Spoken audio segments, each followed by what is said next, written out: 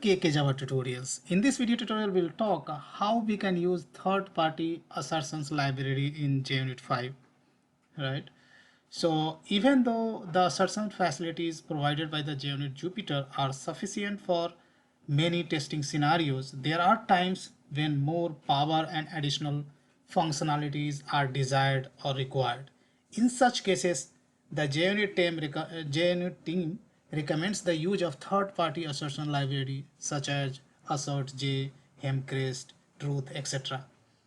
Developers are therefore free to use the assertion library of their choice. So in this video, I'm going to show you how we can basically integrate third-party assertions like Hemcrest in JUnit 5. So let me show you. First of all, I have created this project and I have one test class. It's called myUtilTest, which is written for this source code, right? And if you look into this test class, let me explain you. So I have a before all method, right?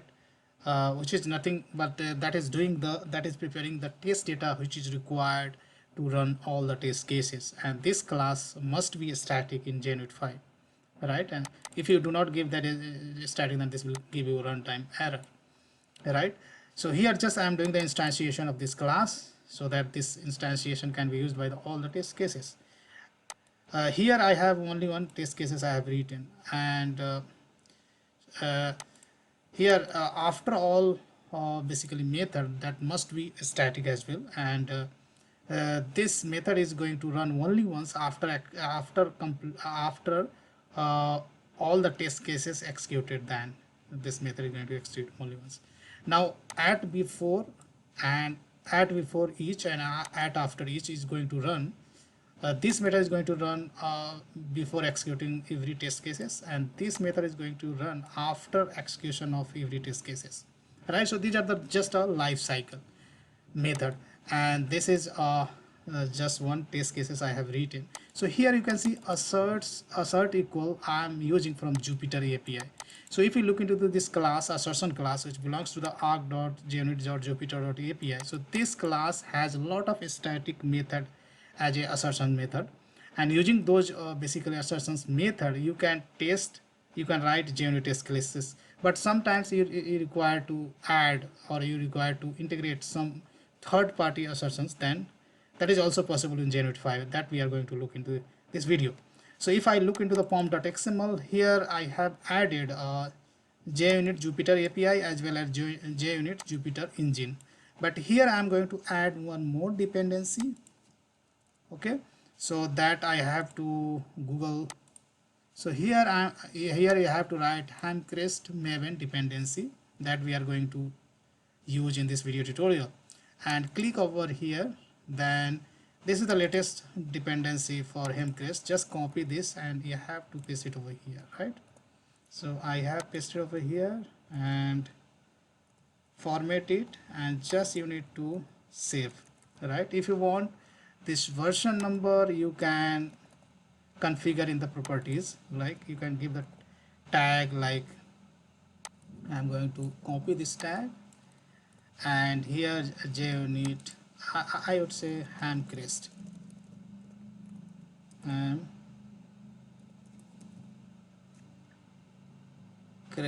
version, right?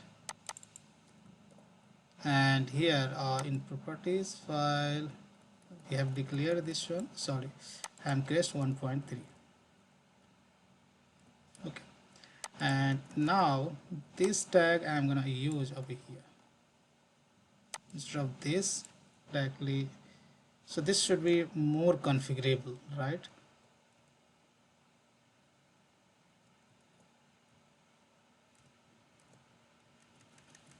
Okay, why this guy is saying an error? So right click over here and go to the Maven, click on the update project, click on OK. So error has gone, right? So Hemcrest dependency we have added. Just Maven dependency you have to refresh one and go into this, and here you can see Hemcrest all has been added, right? Now we are free to use Hemcrest API in our JUnit 5 environment, right?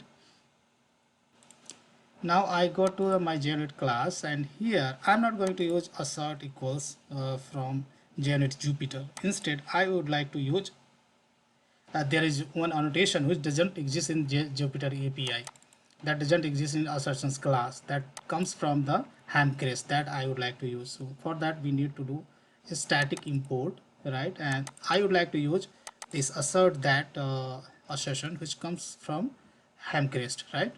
So here I'm going to use this assertion which statically I have imported, right? Now here this method, if you look into this assertion method, then here it is taking basically this is taking actual result, and another is matcher. So I'm going to use this one. So actual result, this is the actual result we have. Addition of 20 and 30 is 20 and 10 is 30, right? So this is going to return by this method. So actual result, and here you have to specify the matcher, right? So matcher I'm going to use as each is the one of the method from the Hamcrest itself which takes matcher, right? And instead of matcher we'll call equals to, right? Equals to, which is taking matcher.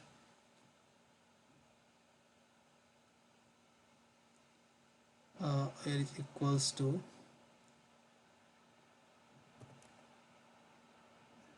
equals to, right? If you look at equals to, this guy is taking operand, right? So here, sorry, so here we are calling equals to method from each, right? And here you have to pass the operand. So operand I am going to pass 30, which is the result, right?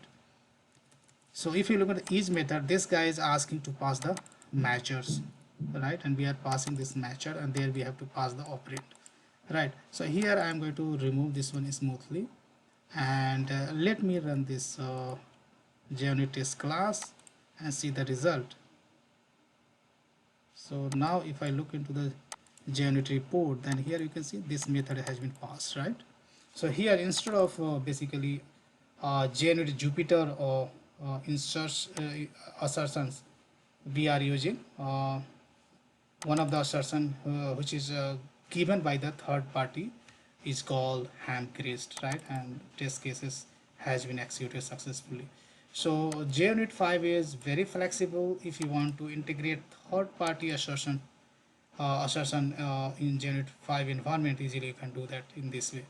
So that's all I wanted to discuss in this video tutorial, guys. Big thank you for watching this video, and see you there in the next video tutorial.